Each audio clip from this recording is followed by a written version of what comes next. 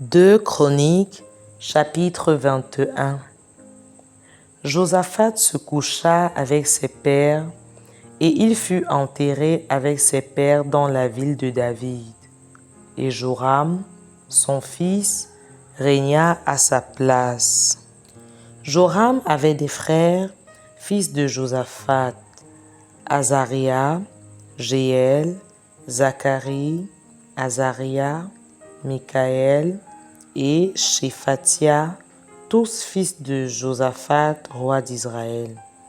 Leur père leur avait donné des présents considérables en argent, en or et en objets précieux, avec des villes fortes en Juda, mais il laissa le royaume à Joram parce qu'il était le premier-né. Lorsque Joram eut pris possession du royaume de son père et qu'il se fut fortifié, il fit mourir par l'épée tous ses frères et quelques-uns aussi des chefs d'Israël. Joram avait 32 ans lorsqu'il devint roi et il régna 8 ans à Jérusalem.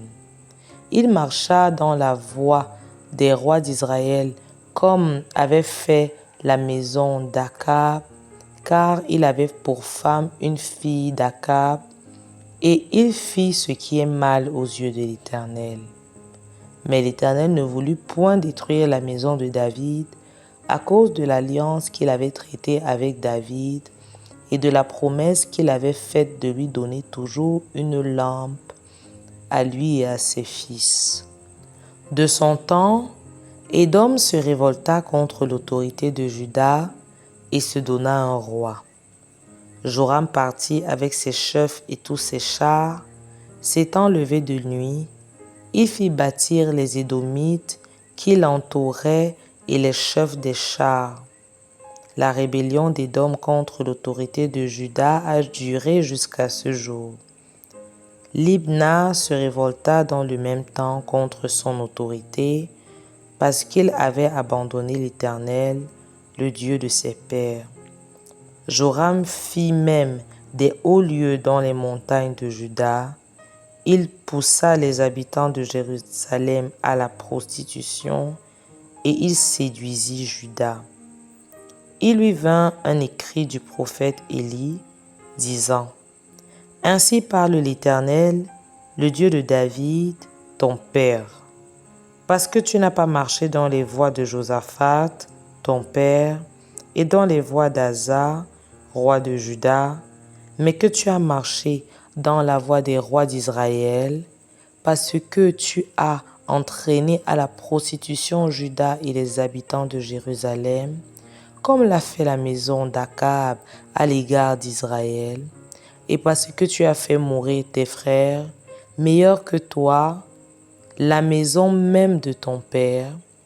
Voici, l'Éternel frappera ton peuple d'une grande plaie, tes fils, tes femmes et tout ce qui t'appartient, et toi, il te frappera d'une maladie violente, d'une maladie d'entrailles qui augmentera de jour en jour jusqu'à ce que tes entrailles sortent par la force du mal.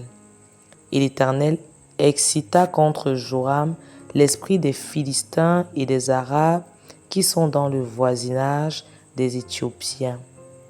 Ils montèrent contre Juda, ils firent une invasion, pillèrent toutes les richesses qui se trouvaient dans la maison du roi et emmenèrent ses fils et ses femmes, de sorte qu'il ne lui resta d'autre fils que Joachaz, le plus jeune de ses fils. Après tout cela, l'Éternel le frappa d'une maladie d'entrailles qui était sans remède. Elle augmenta de jour en jour, et sur la fin de la seconde année, les entrailles de Joram sortirent par la force de son mal. Il mourut dans de violentes souffrances, et son peuple ne brûla point de parfum en son honneur, comme il l'avait fait pour ses pères. Il avait 32 ans lorsqu'il devint roi. Il régna 8 ans à Jérusalem et s'en alla sans être regretté, et on l'enterra dans la ville de David. mais non dans les sépulcres des rois.